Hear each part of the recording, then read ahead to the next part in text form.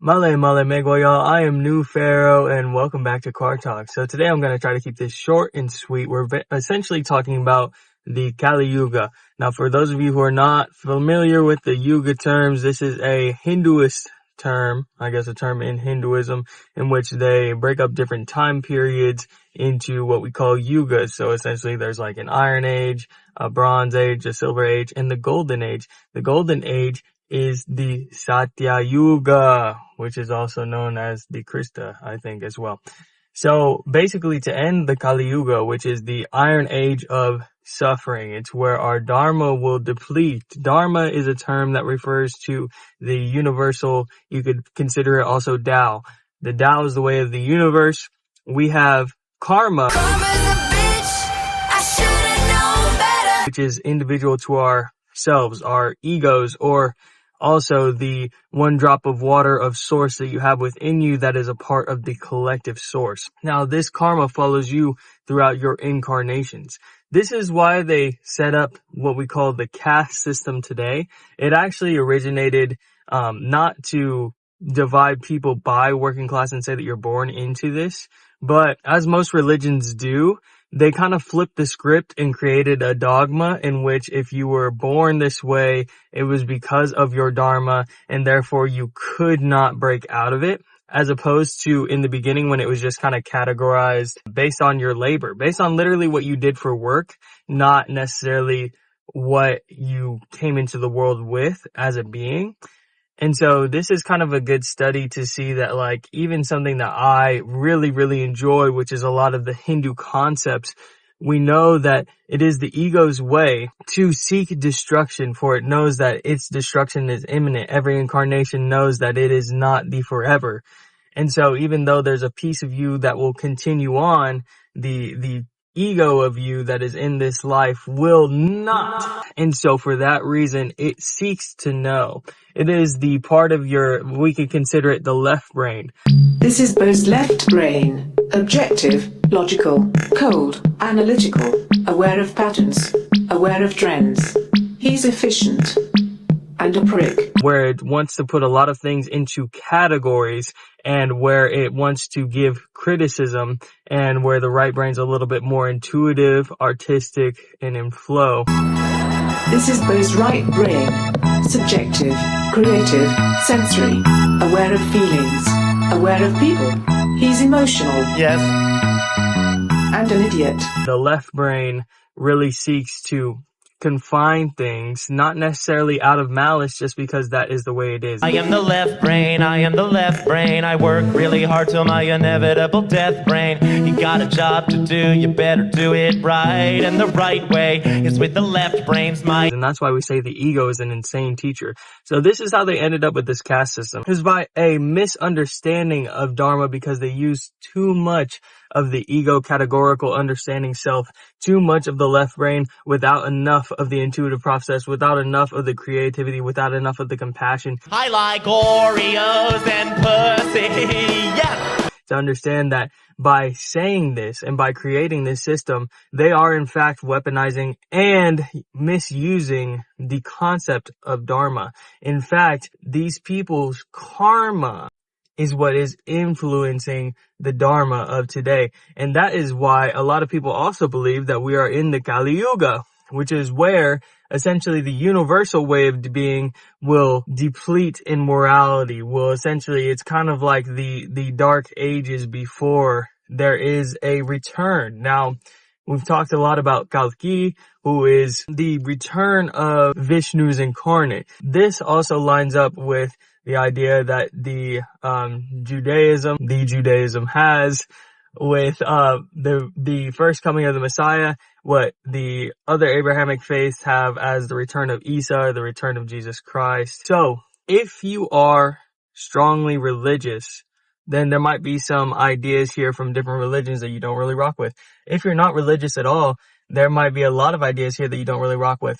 I'm going to try to give you a universal kind of viewpoint here. To be fair, I consider myself somewhat of a student of the universe. I think when it comes to trying to understand what could be God, the creator and living being that is omnipresent and omniscient, which means all powerful and all present, I think that we have to, or I have come to the framework of understanding that if I cannot look at all the different understandings that we have of God in our world, then how can I ever understand the creator of the universe?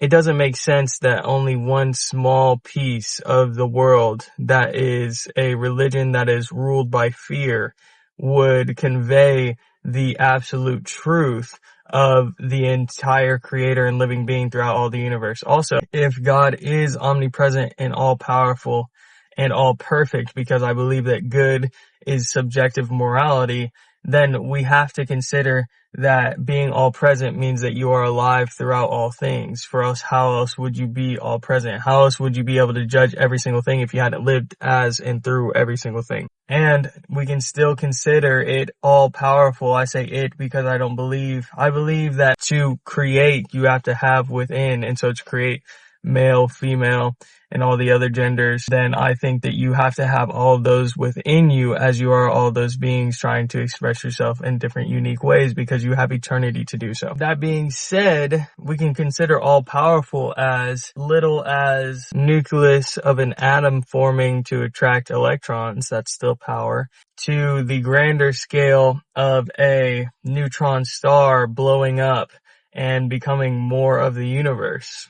And so within that, I believe all of that is God, and therefore every power within this reality and all realities, all dimensions, which is something that Hinduism talks about, is a part of the entirety of God. Now, if you can't get on board with that, whatever, none of us know. It's just the thing that makes the most sense to me at the time. And I'm sure it will continue to evolve as I think is the way, coming back to our Dharma. So, most of these religions are looking for a savior archetype, right?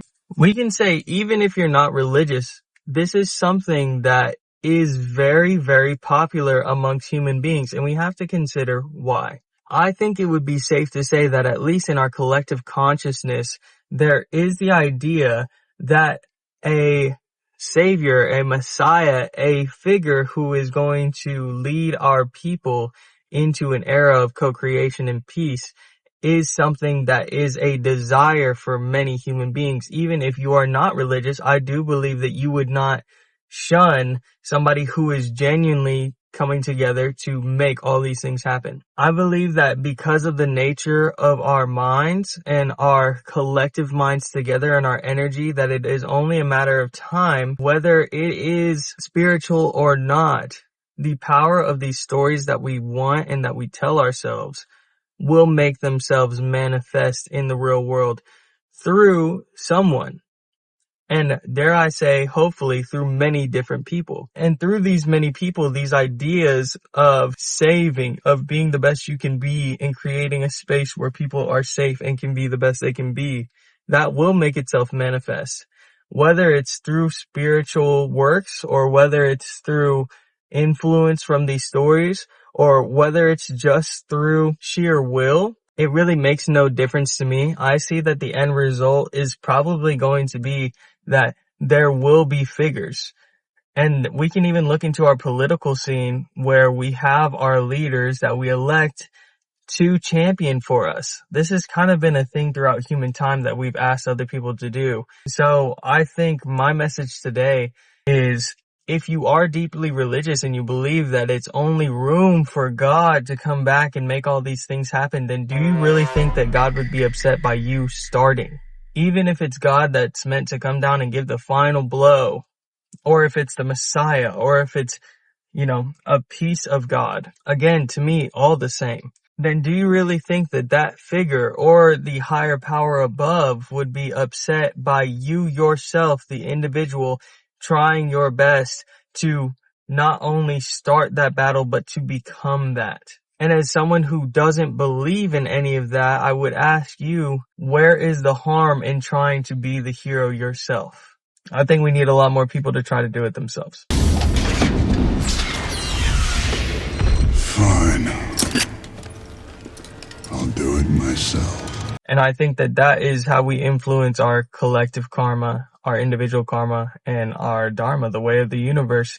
And I think that balance must be restored. We live by the rules of supply and demand in capitalism, And that is one way of looking at balance. In this case, we're seeing a lot of scary things and a lot of things that a lot of people don't agree with and a lot of things that are very disheartening. And so we're going to need a greater good out of the people to step up and make this happen, to step into a golden age. It's entirely possible. I think it's what we all want, and I think that it's necessary, and for that reason, because it's necessary, it's going to happen. If it needs to happen, it will happen, or else it would not need to happen.